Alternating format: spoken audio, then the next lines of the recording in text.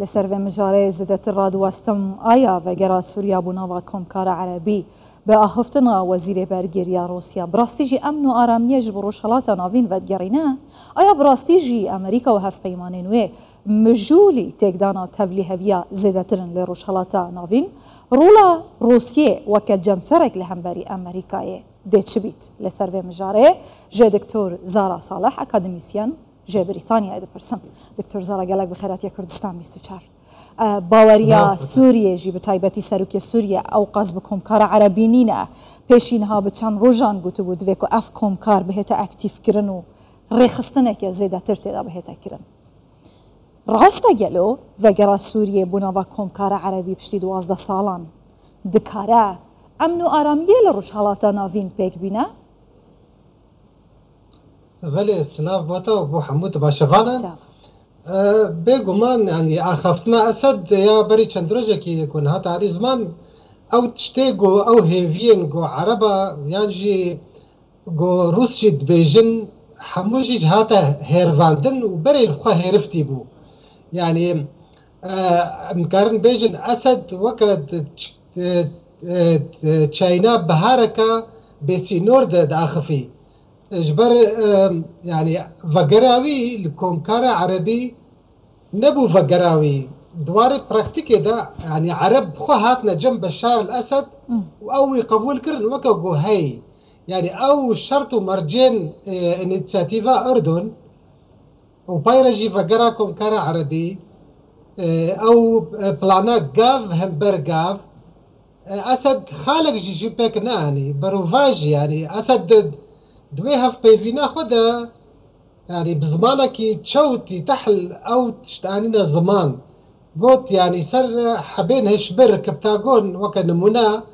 قلت قو اولاتين قو الي قرن يعني ايه اوبوزيسيوني بون يعني قرن واكسابون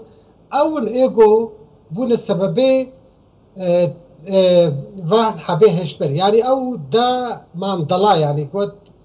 او تشتكن يعني تشتكي قافكي بيك نايني وشخوا او اخفتنا وزير روسي اونا تشتكي راستيه بيرنينا يعني رجيم اسد رجيم جو نارامي يعني دفري بروفاجوي يعني رجيم كدكتاتور وتشارمي بين الدفري يعني دوي باوريدا يعني اوجي نفسها مالي دكتور زارا بيشي 12 سالان ولاتين عربي اندامتيا سوريا دكوم كاريدا راكر پەیوەندیان خوێن سیاسی دیبلۆماسی حتا گەهشتا ئاستێ گرتنا باڵیۆزخانەیان و قوتکردنا بازرگانیە ئاشکرا و بفەرمی ئەسەد هەمان ئەسەدە ڕژێم هەمان ڕژێمە رووسیا هەمان پشتەوانە جهات گوهارتن کو ئەف وڵاتێن کەنداڤێ و عەرەبی نەها دیسا لە دیوانە ئەسەد ڕۆدنن و بەحسا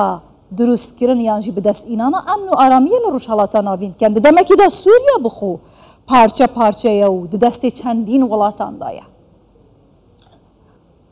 تديت سياسات حمو برجواندينا تشتكي راست راست نينا يعني حمو تيغو هاردن نافا شاف روجا كده تديت فا دمين داوي يعني قالك تشت هاتنا وهاردن بشتي شري روسيا واوكرانيا يعني يك فاكتورين هوكارين خرج جو هشت جو افنيزيك بنا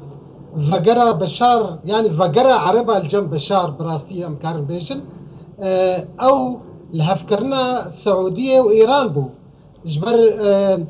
يكج يعني خالن ناف فيل هفكرني دا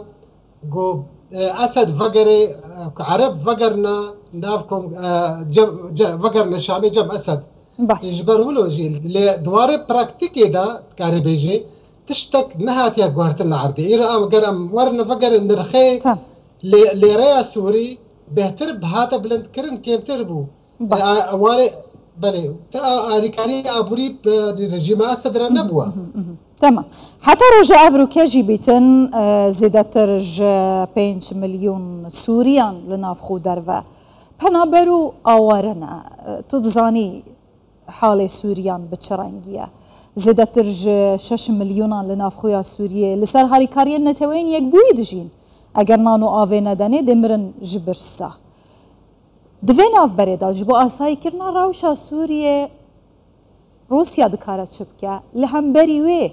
أمريكا دکاره چاوا آرمانجین روسیه آستنگ بکه بگمان يعني ناكوكين روسي امريكي بن باندورا شري اوكرانيا روسيا جه قرت دفي بيوندين روسيا وامريكا لسوريا دا يعني روسيا فيتو بكار اني جبوي در باسكرنا اري كريم روفانا او ايرو درجه جهاتا قرتن نمايا روسيا شو تخوازي روسيا تخوازي كو حمو داري حمو تشت بكم لبن دستي رژیم دا استراتيجيا روسيا واغو او دفرن باكور روجافا باكور روجهلات حمو بكم بن دستي رژیم دا استراتيجيا مي دورا الهمبروي تديت امريكا جي شخوات دوان دمي داويدا هناك ناكوكي بهتر العرضيات ديار كرن او ململانيا واها بهتر هات ديار كرن يعني امريكا جي وقت بدوان دمين داوي نزيك دا او دست نشان كر جبو روسيا نامامي جبو روسيا بقو او دبرد بيني او الوي بشتفانيا هزين سوريا ديمقراط بكي او ناهلقو او بلانا روسي ايراني رژیم بسر بكافي قو او دفر بكافي بند استوادا يعني باور دكم يعني نامين بشوين ندايركت بو نبرا روسيا وامريكا دا مش خو العرضيه قالك تشتهدنا ديار كر دكتور زرا صالح اكاديميسيان جي بريطانيا قالك سباس